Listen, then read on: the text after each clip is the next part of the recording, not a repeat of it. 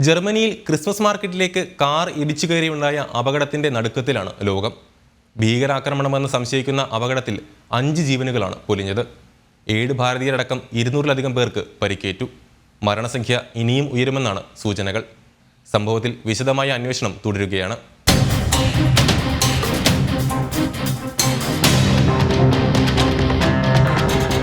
Christmas രാവിനെ വരവേൽക്കാനുള്ള ഒരുക്കങ്ങളിലായിരുന്നു ആ ജനക്കൂട്ടം.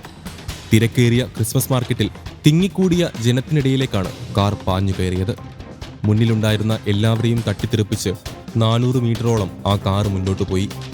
സംഭവത്തിന്റെ ദൃശ്യങ്ങൾ ആരെയും നടുക്കുന്നതാണ്.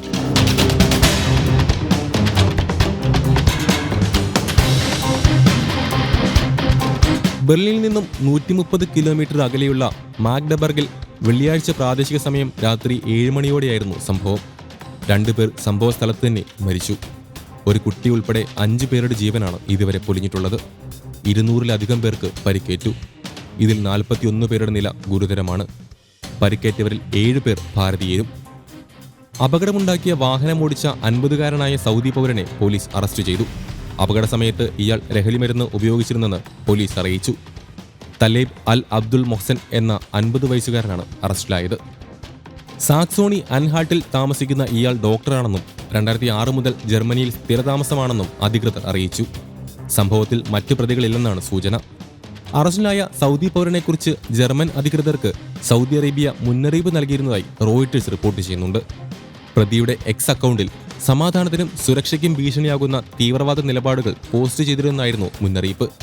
ജർമ്മനിയിലെ തീവ്ര വലതുപക്ഷ പ്രസ്ഥാനമായ ആൾട്ടർനേറ്റീവ് ഫോർ ജർമ്മനിയോട് പ്രതി അനുഭാവം പുലർത്തിയിരുന്നതായാണ് വിവരം. 2016 ഡിസംബർ 19-ന് ബെർലിനിലെ ക്രിസ്മസ് മാർക്കറ്റിലേക്ക് ട്രക്ക് പാഞ്ഞുകയറി 12 പേർ കൊല്ലപ്പെടുകയും നിരവധി പേർക്ക് പരിക്കേൽക്കുകയും ചെയ്തിരുന്നു. ആ ആക്രമണത്തിന്റെ 8ാം വാർഷികത്തിന്റെ തൊട്ടടുത്ത ദിവസമാണ് രാജ്യത്തെ ഞെട്ടിച്ച സമാനമായ അപകടം. സംഭവത്തെ അപലപിച്ച് ഭാരതവും രംഗത്തെത്തി. ഉണ്ടായത് വിവേകമില്ലാത്ത പ്രവൃത്തിയാണെന്ന് ഭാരതം വിമർശിച്ചു.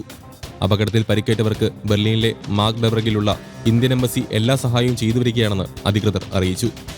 പരിക്കേറ്റ 7 ഇന്ത്യക്കാരിൽ 3 പേരെ ആശുപത്രിയിൽ നിന്നും ഡിസ്ചാർജ് ചെയ്തതായും ഭാരത സർക്കാർ വൃത്തങ്ങൾ അറിയിച്ചു.